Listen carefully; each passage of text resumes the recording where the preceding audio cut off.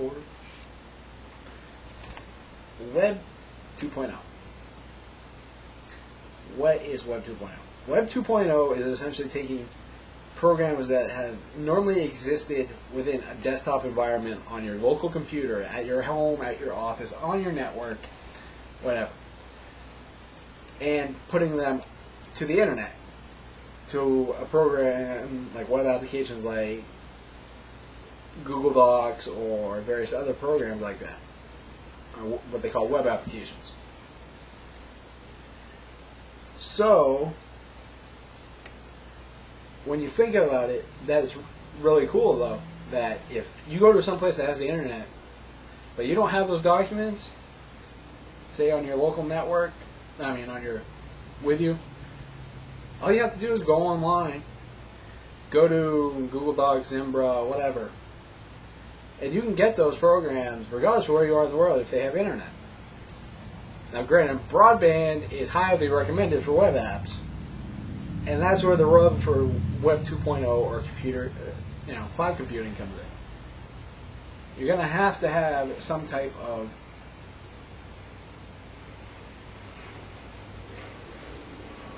basic broadband infrastructure in order to facilitate and fully take advantage of cloud computing or Web 2.0.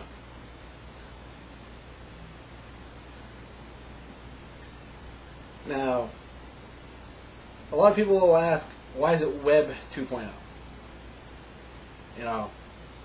Web 2.0 is essentially not just taking local programs and moving them to the internet. If you go back, Web 1.0 was essentially taking things such as the brick and mortar stores and moving those to the internet. So now you have sites like Amazon.com, you have Buy.com, you have eBay, you have all these other places where you can buy stuff online. That was the big transition for Web 1.0. And now then you have a lot of things like GeoCities. That was the first way people really communicating. With free web domains like AngelFire or various other things like that. Now, the Web 2.0 is streaming video. You have applications moving online. You have, things like voice over IP. You have so much going onto the internet now that makes Web 2.0 such a bigger transition almost than Web 1.0 was. And where the web goes from this transition to the next is really hard to tell. The web will continue to evolve as a platform. The web should not be regulated to an extent.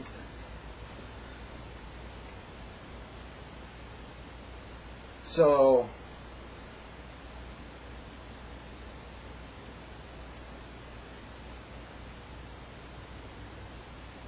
the transition for the next stage, they'll say it's Web 3.0, and that's going to be a hard thing to know exactly what that transition for Web 3.0 will be. Because right now, the internet has always, since essentially its inception to the general public, has been user-created content, be it web pages, videos, audio, blogs, what have you. This is how an open source platform works. That's the key, because it's not just businesses, or it's not just governments driving the net. It's the end users. It's the people that contribute to it. It's the people who blog. It's the people who do video posts. It's the people who do audio streams or video blogs. Take your pick. Those are the people that contribute the most to the net. Outside of the people who give you that gateway, the end users are the ones who complete how the internet is. So, we're in that transition, and user content is what drives interest, it drives innovation, it drives technology in general.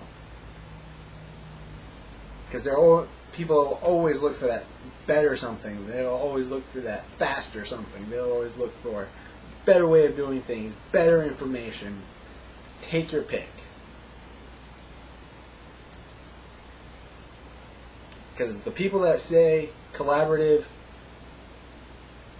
contributions to content, to programming, to various other interfaces within the net or in general can't work, can't be organized, look at the internet and tell me it doesn't work. That's my thoughts. Give me yours.